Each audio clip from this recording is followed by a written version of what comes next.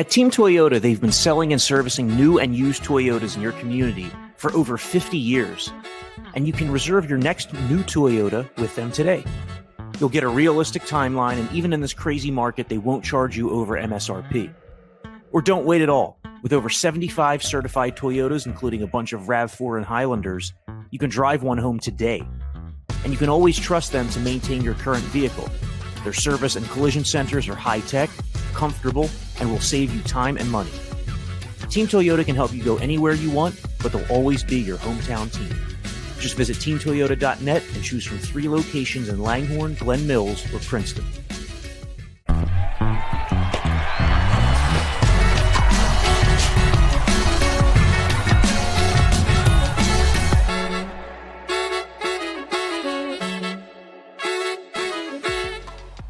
A big win for the Phillies Wednesday night and an even bigger series beginning Thursday. This is the Phillies Talk podcast. I'm Corey Seibman and he's Jim Salisbury.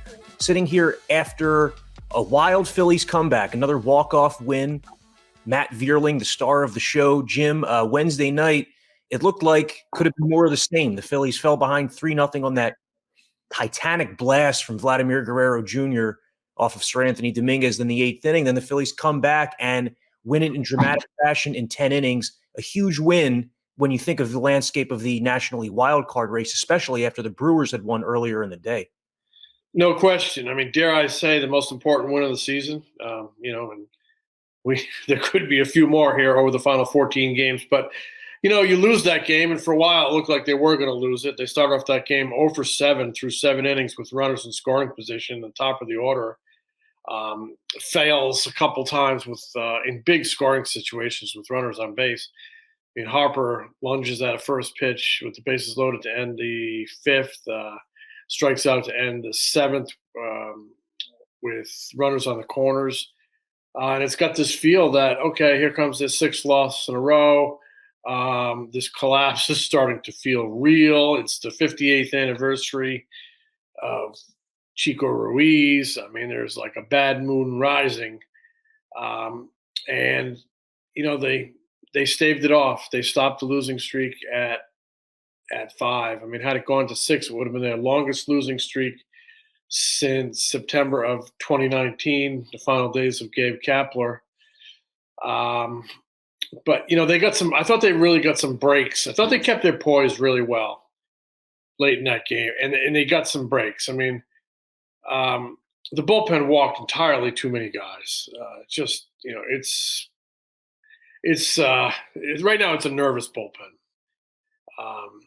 It's just, I'm talking from like a observer's perspective. The bullpen makes you nervous. They're not throwing enough strikes. Anyway, Sir Anthony, he struggled his last 2. Struggled against the Braves, struggled against the Blue Jays. And he is crucial. But he gives up that 3-run home run. The stuff looks good, 99 on that fastball to Guerrero. 3-run home run at the top of the 8th. I think it was the top. Was it the top of the 8th? Yeah, it was the top of the 8th. Top of the 8th. Yeah. Right, the top of the 8th. And then the bottom of the 8th, the Phillies, and I asked a couple of guys about this. I sensed some like healthy desperation in that bottom of the 8th. Like, all right, we got to get it together here. And they came out and they got some really good at bats from the bottom of that batting order. Guthrie, Verling, Real Muto starts it off. That's what a leader does. Starts it off with a home run that gives you a chance, and then Schwarber finally has a big hit to tie the game. So they tie the game in the 8th inning, and then Stott had made a big error in the top of the 8th. But I thought they really got some breaks in the 9th and 10th when they're on defense. I mean, Bellotti and David Robertson and Andrew Bellotti both, had trouble throwing strikes, but they get out of the 9th with a big double play. Guerrero scorches one at Stott, turns a double play to get out of trouble. And in the 10th, I mean, Bobby Dickerson, the infield coach, who has been a huge part of this season, he basically saved Alec Bohm, turned him from a liability to a really steady and solid contributor. Dickerson has Segura positioned just perfectly on that hellacious line drive by Teoscar Hernandez, and Segura makes the catch and steps on second for the double play to get out of the top of the 10th when Bilotti was having trouble throwing strikes, and then they come back and they rally there. They load the bases. Another good at bat by Guthrie, and Matt Vierling, 5 hits, right, and infield's in, and he chops one, bounces one, whatever you want to call it, right up the middle. If the infield's back, that's probably an out, but the infield is in, found a hole. So the 2 big double plays where balls were scorched right at Phillies fielders, the Vierling ball up the middle. I mean, they got some breaks, but they made their own breaks. They made their plays. Vierling makes contact in such an important situation, and a night where you're thinking this is going to be a 6-game losing streak turns out to be the most important victory of the season. They maintained a 2.5-game lead over Milwaukee. I mean, they played that whole game with this warning shot on the outfield wall, and that was the out-of-town scoreboard. Milwaukee 6, Mets nothing. So they knew the Mets the whole day. They knew the Brewers had won, and they could cut it to a game and a half and 14 to play. I mean, loosen the old necktie. Things are getting hot around here, and they chipped the game off the schedule. They came away with a win, and it was just a huge win. Like I said, I thought they got some breaks, but I also thought they really did a great job maintaining their poise. I thought they had great at-bats in the bottom of the 8th and the bottom of the 10th, and they pulled out a huge one.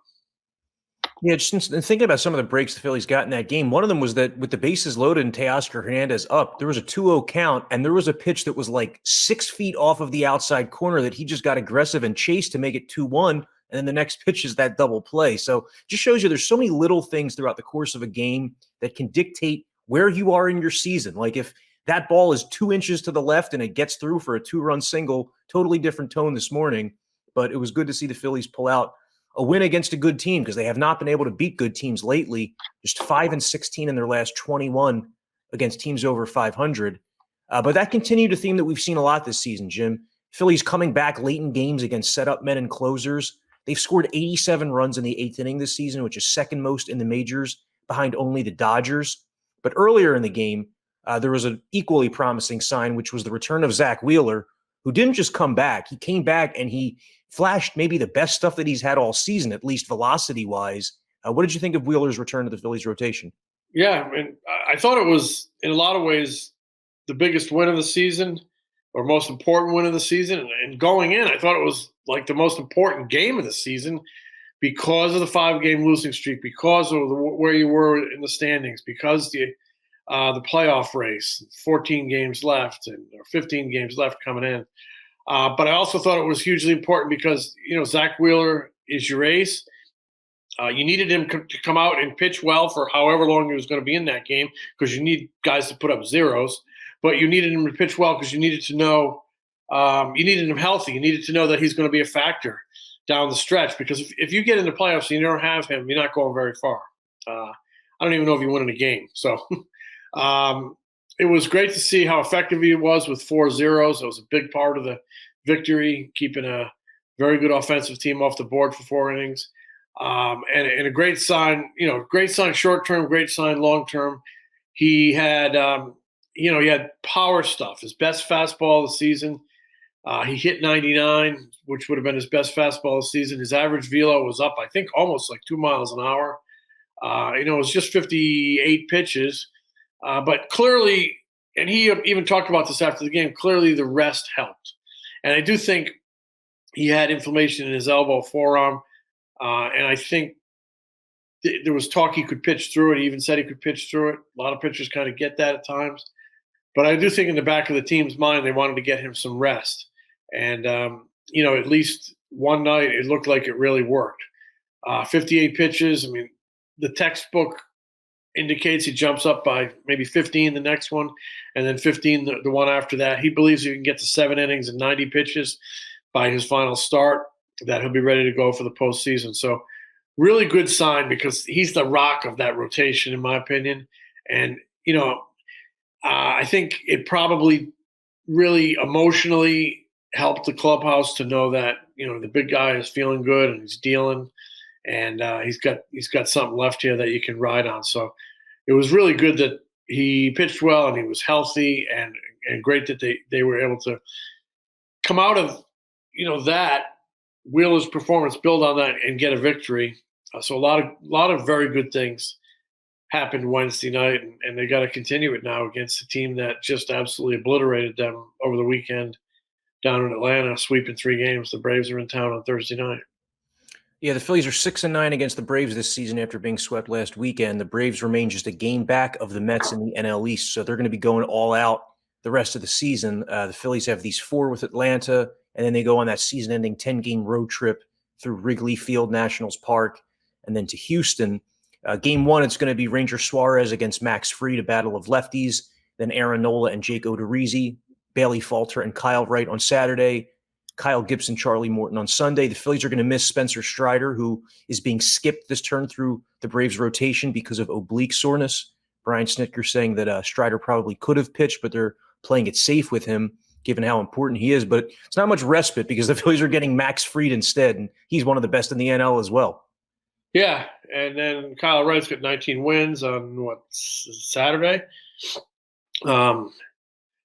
It gets, and they have that even with Ozzie Albies out. He came back. He missed 81 games. He comes back for 1, breaks his pinky finger against the Phillies last weekend. But the thunderous lineup: Swanson, Riley, Ronald Acuna, Phillies killer, killed him last weekend with a pair of big 2-run home runs. Really, the guy at first base, Olsen, just a tough lineup, tough series, 4-game series. I really think the Phillies need to find a way to split this thing. Put some of that on Aaron Nola's shoulders. Put some of that on Ranger Suarez's shoulders Thursday night. He pitched really well against the Braves last weekend, 1 run in 6 innings. And then that was the game that Sir Anthony allowed 5 in the 8th. So Sir Anthony's had 4 turns back. 2 of them have been good. 2 of them have been not very good at all. So, he's a concern to me. The bullpen is big concern right now. And it was so good since June 1 until just recently. It's still in pockets, pitching very well. Alvarado. And like I said, Robertson and Bilotti on Wednesday night. Bottom line is they got out of big jams. They got clutch outs for that team. Big tip of the hat. They both had trouble throwing strikes. And they both needed balls to be hit right at people to get out of those innings. So they have to throw strikes. They have to trust their stuff. You're just wondering if that bullpen is really starting to run on fumes. I kind of detect that, and that kind of worries. It would worry me with so many more big games to play, followed by what they hope is a postseason series. It just appears they're fatigued, and I'll see a lot of nibbling out there. It's going to be a challenge with the way things are going out there for some guys.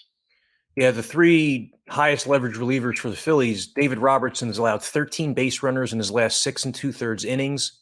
Sir Anthony Dominguez, 7 runs in his last 1 inning over the course of 2 appearances. Brad Hand, so many base runners, 14 base runners, 6 runs in his last 5 innings. It kind of makes some sense. Hand and Robertson have been around forever. They're probably fatigued at this point in the season. Sir Anthony Dominguez missed all that time the last 2 years and also missed some time just recently coming back with that bout of the triceps injury. But Jim, I'm just curious, now that Zach Eflin and Noah Syndergaard are in the bullpen, do you think the Phillies could potentially use them in higher leverage situations given the fatigue that some of these other guys are showing? I definitely think Eflin is a possibility. Stuff's been good. And I definitely think that he's never really done it. It would be a baptism by fire, but the guy's a veteran starter. I think he should be able to handle it. He's eager for any role. He's eager to be vital and integral and important to this playoff chase. So it's a fresh arm, He's only appeared twice since June 25th. I think it's probably to the point where they need to think about it because I'm sensing fatigue in some of their big guns out there, Hand and David Robertson in particular, Sir Anthony. I don't know if it's rust or what. Again, he threw that fastball to Guerrero. That Guerrero leaned on and hit for a 3-run homer. That was 99. But yeah, I just think Eflin probably is too good of a resource not to really. I know they've thought about it and they've talked about it, and it's a possibility. I think he might be too good of a resource not to kind of act on it. So that might be something to really keep an eye on here in the next few days. Syndergaard, I still think it worked actually pretty well Wednesday night with him coming in after Zack Wheeler. And with them, they're going to watch Zack Wheeler again in his next start, which would be, I guess it would be Wrigley Field on Tuesday night, I believe. And they're going to watch Wheeler. Not ready to turn him loose yet. 58 pitches, like I said, it'll probably jump up. I mean, the sort of the textbook model is a 15-pitch jump, and they might need Syndergaard right after that if they feel like after that one that Wheeler can go a little longer and they don't need the piggyback situation with Syndergaard, then maybe. But I don't know if he's throwing enough strikes to really work in high leverage. And you also have that doubleheader in Washington coming up where he's targeted to start one of those games. So I don't know that we'll see him in high leverage late in games in the bullpen. I mean, that's something they would have to decide. I think there might be reasons against it at the moment, the doubleheader or the need for the piggyback. But, we'll see. But Eflin, I think you got to use all your resources, like I said, and I think he could be effective down there because he wants it so bad and he wants to contribute so bad, and he has a fresh arm, and other guys appear to be fatigued. Jim, I was watching that Cardinals-Padres game last night. I don't know if you realize this, but the Cardinals have been shut out 3 games in a row. They've scored 1 time in their last 41 innings. They have no earned runs in their last 4 games. Their key guys are slumping. Paul Goldschmidt, who was hot from day one this year, like day one through like game 135, is finally going cold. Same with Nolan Arenado. Meanwhile, the Braves keep surging. I know there's a few weeks left here in the season that the Cardinals can get right, but as of today, one potential playoff opponent clearly looks like the better draw for the Phillies than the other. Yeah, a lot. Unlike 2011, when the Cardinals, like after, I think it was mid-August, were just on fire, and the whole lineup was on fire. It is startling to see Goldschmidt struggle a little bit because he's been so good. I mean, might be the favorite for MVP in the National League, right? Arenado's had a great year, so it was funny. Like a lot of folks were saying, I'd rather see the Phillies match up with the Cardinals than the Braves, and I'm thinking, wow, they got two guys that are going to get MVP votes over there. They got a heck of a lineup, but they have cooled off now. We both know that things can turn on a dime here, and they can get hot again. But right now, I don't think the Phillies have the luxury to start picking who they want to play, who they match up better, anything like that. They need to get in. Take a chance that Zack Wheeler is, continues to be healthy and really benefits from that month off and goes out and pitches a gem in game 1 against whoever it is and frustrates that team and gets his team some momentum. And maybe Aaron Nola or Ranger Suarez can build on it in game 2, and you might steal the series. But for that to happen, they're going to have to get some of these guys in that rotation a little bit of rest. So they need to rack up some wins so they go to Houston and have a little bit of cushion, maybe have that spot wrapped up so they don't have to lay it all on the line with every pitcher they have in that series. We've talked, in recent weeks about the potential for that Houston series to not mean much for the Astros because they're going to have everything wrapped up. But the funny thing about that is that the Astros and Dodgers, they win even when they're not trying to win. I mean, if you look at like what they've done over the last week, they're experimenting. The Astros had been using a 7-man rotation at points and just kept rattling off victories. The Dodgers, same going for them, resting guys down the stretch. But Jim, JT Realmuto last night, another huge game. Homered, stole third base. Maybe most impressively, completely controlled the running game along with Noah Syndergaard in those 2 innings that Syndergaard pitched. And those were key spots because in one of the innings, you had Bo Bichette and George Springer on base. With Noah Syndergaard on the mound, what are the odds that neither of them attempts a stolen base in that inning? But it was the case. And some of that's because Syndergaard's been able to better control the running game on his end. Some of it is because guys are just scared to run on JT. He's done it all, offensively, defensively, on the base paths. You were talking about the Cardinals' pair of MVP candidates. I think JT's probably going to be finishing the top 10 this year. It's just kind of interesting looking at the MVP race in the NL because the talent is so concentrated. Like all the best players are on the same teams, like Trey Turner, Betts, Freddie Freeman. St. Louis has Arenado and Goldschmidt. I think some of those guys are probably going to end up stealing votes from each other. JT's not going to win it, but what a season he's had. Yeah, I agree. He deserves to be on that ballot, in that top 10. I think in MVP voting, the focus is so often on offense, but there's more to the game than just offense. And JT Realmuto is a complete player, and he's had really from mid-June on, just a remarkable season, offensively, defensively, base running, leadership, style of play, everything.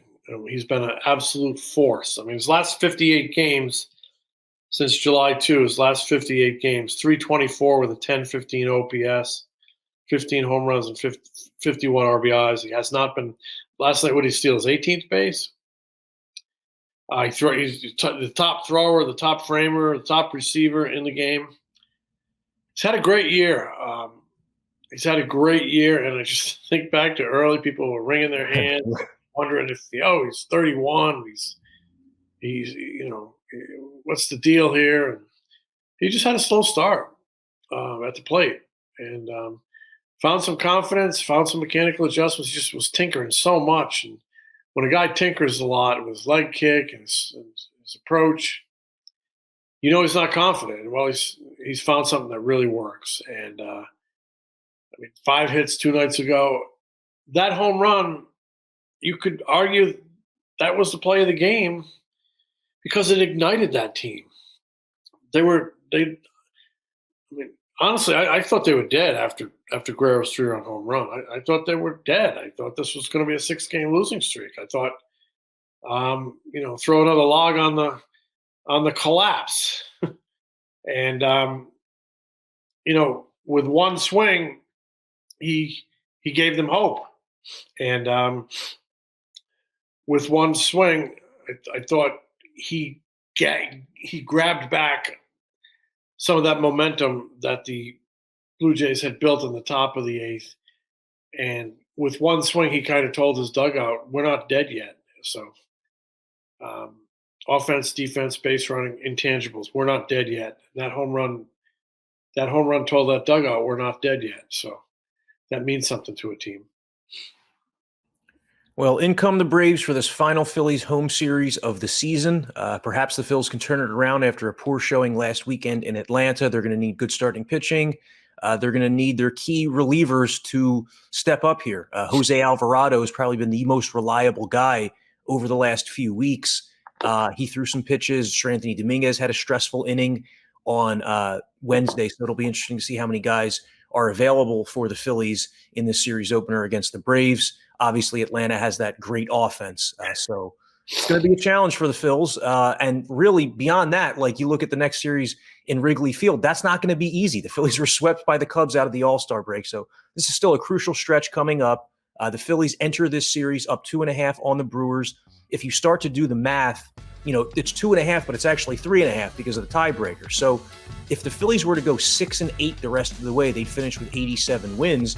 The Brewers would need to go, 9-4 to get there. So, there's going to be a lot of scoreboard watching, but as the Phillies have been saying in recent days, they got to take care of their own business. So thanks a lot for listening to the Phillies Talk podcast. He's Jim Salisbury.